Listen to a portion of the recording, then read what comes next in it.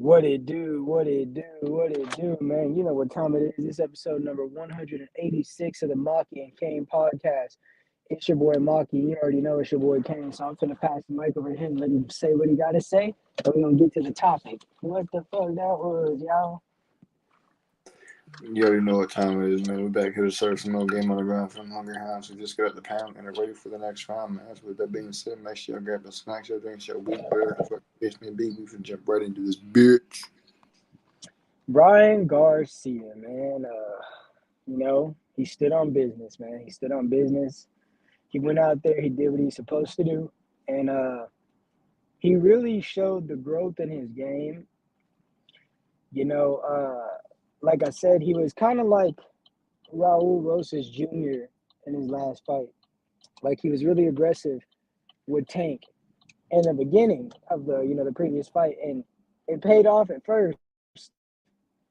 But Tank was able to weather the storm, and once he did, he found the chinks in Ryan Garcia's armor whenever he left himself open because he was so focused on the offense. So in this fight, you could see that Ryan Garcia was more focused on boxing, technically, rather than just offensively. I mean, he even tried to implement the Floyd Mayweather shoulder roll. Now, it really didn't work, and it left him open for a lot of hooks and overhands.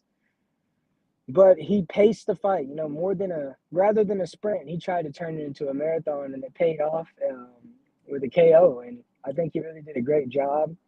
And I think he decided to use his speed at the right time because once that combo came in, it came in and it looked like a damn character off of Super Smash Bros.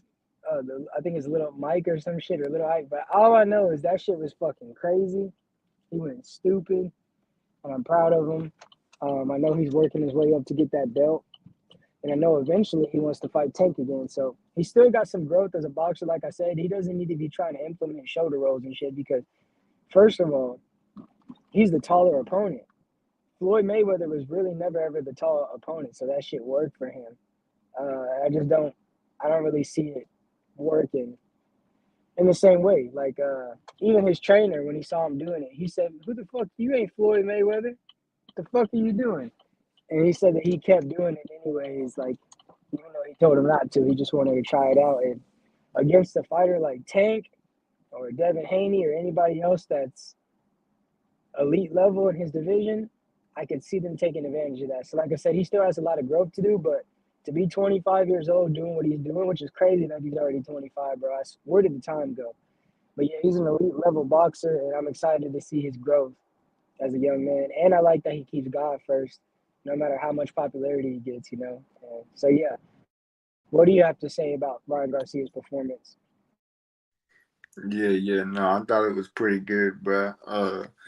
I ain't gonna lie, I thought there was a couple of times where I thought he was gonna get dropped, and I was getting nervous and worried, but he pulled through.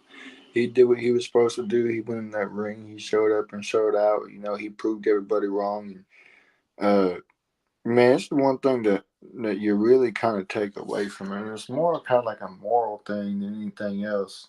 Is that, man, no matter what you do, no matter how hard you work, whatever you accomplish, people are always still gonna hate on you, bro. Which is why you gotta take that energy and just put it towards achieving more and pissing more people off. But no, man, when he was doing that whole shoulder thing, I was like, what the fuck is he doing? Because he was practically turning his back to his opponent and just letting his back just take all those hits, those punches, those hooks, and all that. I was just like, what the fuck? And at first, it didn't make sense, but uh, there was a couple of things that I kind of thought that he was doing, and one of them was what one of the commentators said was maybe he was protecting that side that Tank hit that he was injured at, that he lost that fight to Tank in, and then two, it also, and I don't know if he was probably not what he was doing, but it made sense to me that I thought that he was having his more of his like backside take more of the damage. That way he could endure the front side more in the later rounds and have an easier chance of winning. I don't know, but whatever it was that he was doing, whatever he thought was doing, clearly it worked, but maybe not quite in the way that he might have expected it to. But I mean, at the end of the day, he still got the win, bro. And that's just how it is. And I know all the Keishas out there are mad because he stays putting God first. Even in the little interview, he said, "I just got to give glory to God first of all." And I know all the Keishas be mad at it. You can't make it up. But hey, man, That's the thing about Ryan is he always gonna do what he gonna do, and what he do, he always gonna put God first, and that's just how it goes. What do you think about him saying in his post-fight conference, not the post-fight interview, but in the post-fight conference, he said that that fight was harder than the Tank fight. Like he said that for him, that was way more tougher than the Tank fight was. What do you think about that? I think honestly, bro, there's the only person who could really compare that fight to the Tank fight is Ryan. So if he says that fight was harder for him than the Tank fight was, and shit, that fight was harder than the Tank fight was. Um, Maybe because he didn't quite expect his opponent to land as many punches as he did. I don't know, but there was some that obviously made it harder than that Tank fight. But I mean, shit, if that was harder than the Tank fight and he came through, he's on the right path to getting his rematch with Tank. Facts, man. So, yeah, with that being said, I don't have another topic. I don't know if you had anything that you wanted to bring to the table, but if not, we can go ahead and wrap this episode up. And yeah, man, we're on our way to 200 episodes of the Maki and Kane podcast. Yeah, no, man, I ain't bring that to the table on this episode, which is unusual because normally I do, but sometimes you do, sometimes you don't. Sometimes you the hammer, sometimes you the nail. So with that being said, make sure y'all share it with your friends, your families, members, aunties, grannies, and everybody else y'all know. I'm gonna get the fuck up on out of here. Maki show will be live later on, so I'll see all you Keishas in there in the comment section Oh, later. yeah. Yep. So with that being said, man, we're going to get y'all right out with this. Tate, now known globally as a controversial self-help